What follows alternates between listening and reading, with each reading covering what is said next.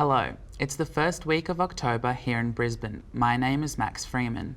And my name is Moale James, and this is Real World News. Here are your headlines. There has been another shock in New South Wales politics today after Deputy Premier and Nationals leader John Barilaro announced his resignation. His departure follows the sudden resignation of former Premier Gladys Berejiklian when she became the centre of a corruption investigation launched on Monday. In global financial news, a team of investigative journalists say a number of high-profile politicians and celebrities have been hiding their wealth in banks around the globe. Portions of that report, which we now know as the Pandora Papers, have been leaked, but the full report is due out any day now. In COVID news, Australia is due to hit a vaccination milestone this week, with just 85,000 more jabs needed before 80% of eligible Australians have at least their first dose.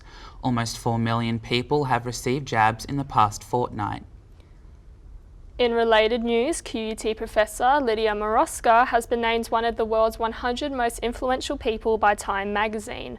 Fairly early on, Professor Moroska's research revealed that COVID-19 was being transmitted as an airborne virus. Also from QUT, painter William Robinson has a new exhibition underway in Gardens Point. The body of work is called Nocturne and explores his vision of the night sky. The show is currently underway at the William Robinson Gallery in Old Government House. A big weekend in sport for the Penrith Panthers, who claimed the 2021 NRL Premiership trophy with a 14-12 win over the South Sydney Rabbitohs. It is the third premiership for the Sydney club and the first since their win in 2003. Penrith playmaker Nathan Cleary was awarded the Clive Churchill Medal, while his father Ivan Cleary won his first premiership as Penrith coach. Those are your headlines. And checking the markets now, here is our Wall Street report. First up, yesterday was a tough day on Wall Street. The S&P 500 has had its worst day of trading since May and finished by sliding 75 points. This is partly out of fear of a potential crash in China's real estate market. All eyes are focused on Evergrande, one of China's largest real estate developers, who are yet to find out if the government will bail them out with creditors. This has commentators asking if this is China's Lehman Brothers moment, echoing the 2008 GFC. And Australia's largest pipeline owner, APA, has made a non-binding proposal to acquire AusNet, an Australian energy company. The proposal offers $2.6 a share and trumps Brookfield's offer by 10 cents. APA Chief Executive Rob Wheels says this takeover presents an opportunity to provide an Australian-controlled combined group listing on the ASX. Finally, overnight, construction industry is facing a 2-week shutdown at a cost of billions of dollars per week. The shutdown was triggered by a violent protest against a government mandate requiring all construction workers to have at least one dose of the COVID-19 vaccine by the 23rd of September. An angry crowd of 500 protesters gathered outside the CFMEU headquarters in Melbourne, throwing a crate and bottles at Construction Secretary John Setka. Checking the markets, the Dow Jones closed down by 614 points. The Nasdaq closed down by 330 points. And the ASX 200 is currently trading down by 54 points. That's us minding your business. I'm Amelia Jackson. See you next time. After a weekend of heavy rains, we must remember that this is storm season. Here's a look at your weather.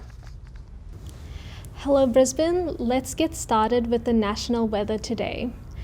Darwin will be sunny with clouds at 36 degrees. Cairns will have some late thunderstorms at 31 degrees. And Brisbane will be sunny and will be at 23 degrees. Sydney should expect some rain and will be at 17 degrees. Canberra and Melbourne both cold with chance of snow at 6 degrees. Hobart should expect some snow and will be at 5 degrees. Adelaide will have some morning drizzle but will be clearing at 14 degrees. Perth will be warm and will be at 25 degrees, and Alice Springs will be sunny and hot at 35 degrees. Closer to home, the Sunshine Coast can expect a partly cloudy day at 27 degrees. Brisbane will be a sunny day at 28 degrees, and the Gold Coast may get a storm later today with a temperature of 26 degrees. And the outlook for Brisbane this weekend is cloudy on Friday with a possible storm on Saturday, clearing to another glorious day on Sunday. Back to you. The COVID-19 pandemic forced Brisbane's Greater Public Schools Association to shorten its rugby season. The finals just finished recently. Thomas Brandt has this report. The final round of the Greater Public Schools First 15 rugby competition took place over the weekend, with St Joseph's Nudgee College claiming their 43rd GPS premiership. COVID restrictions meant each school only played 5 games, as opposed to the 8 that would be scheduled in a regular season. The final round of action saw Nudgee defeat Ipswich Grammar School 17 points to 13 on their home turf. The victory was Nudgee's 5th of the season and was enough to keep them 3 points clear of Anglican Church Grammar School, who finished in 2nd place on the competition ladder. The final round also saw a number of other close games. Brisbane State High School travelled up the range to take on Toowoomba Grammar School, but were defeated 21 points to 19. The Southport School finished their season with a strong away win, defeating St Joseph's Gregory Terrace 29 points to 12 at Tennyson. In the final match of the round, Anglican Church Grammar School put up a strong performance to defeat Brisbane Grammar School 34 points to 10 at Northgate. That's our GPS Rugby wrap-up. Back to you. In the age of self-driving cars and other self-thinking machines, when something goes wrong, who exactly is to blame? Reporter Paige Van Lunteren speaks with QUT Research Fellow Henry Fraser about accountability in the age of AI. So tell us, what is automated decision making and what are some examples we've encountered in the real world? Absolutely, it's more or less what it says on the box.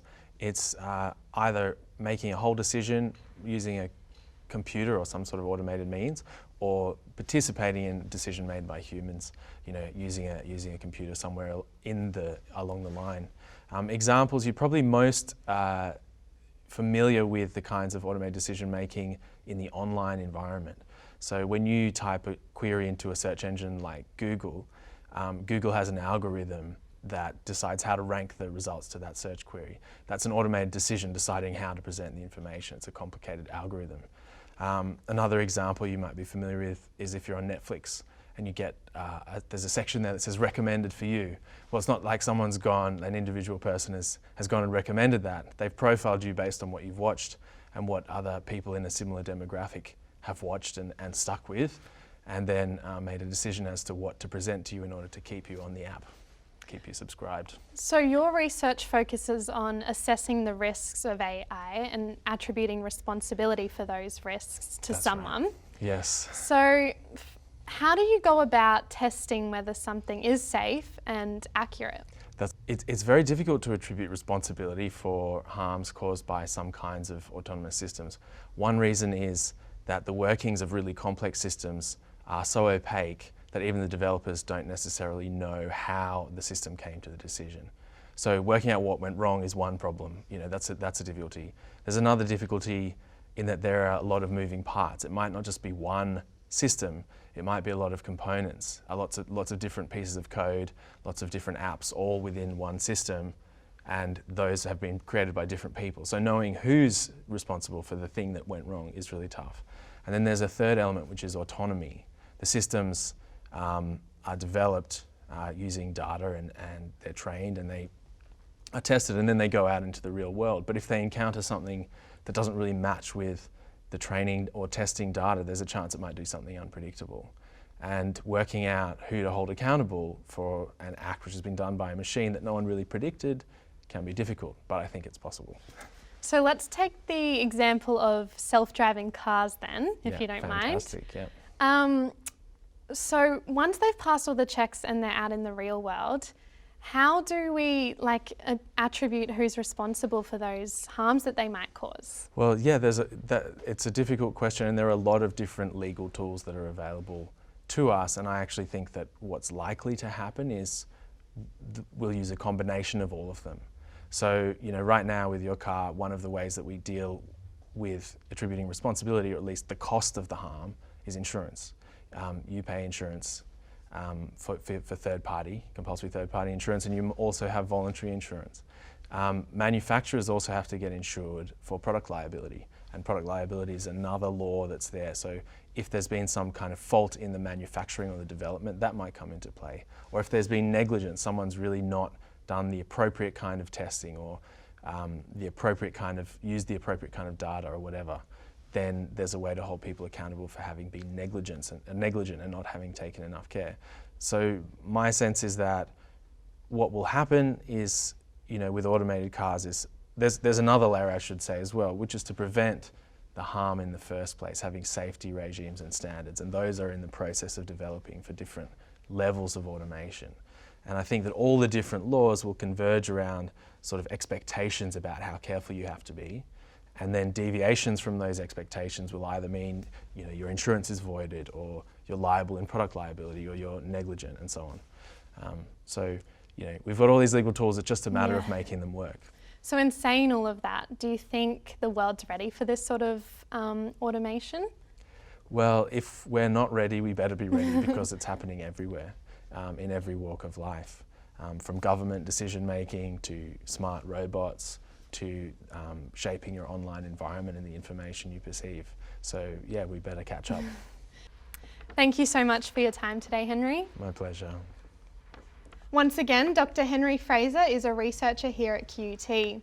My name is Paige Van Lunteren and this is Real World News. See you next time. In the age of COVID, the social distancing rules vary from venue to venue. Ella Holding-McGrath has this report. Play fair. These are the words being echoed across the state by the live music industry.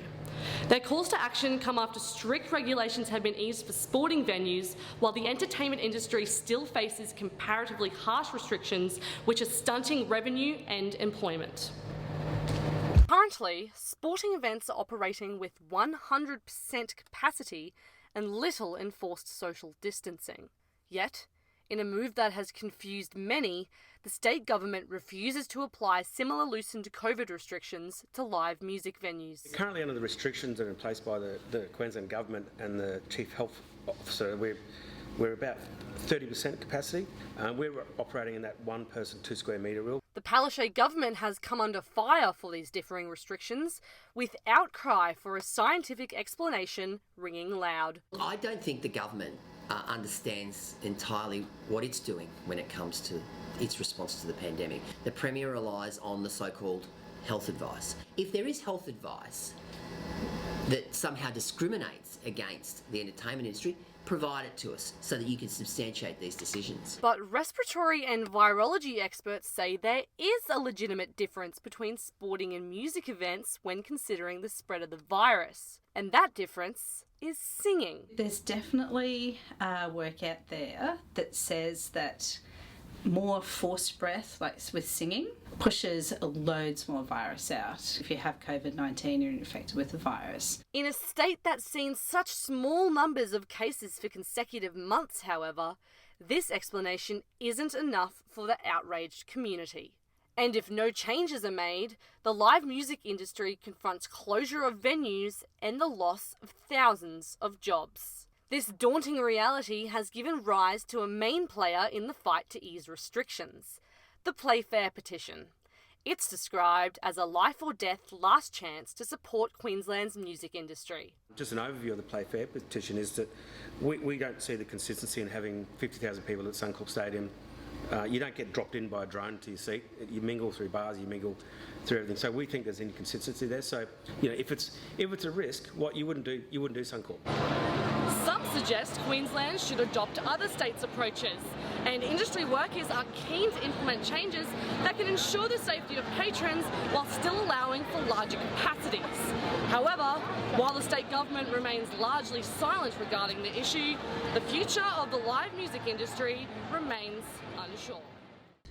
That's the news here in Brisbane. My name is Max Freeman. And my name is Moila James. This is Real World News. See you next time.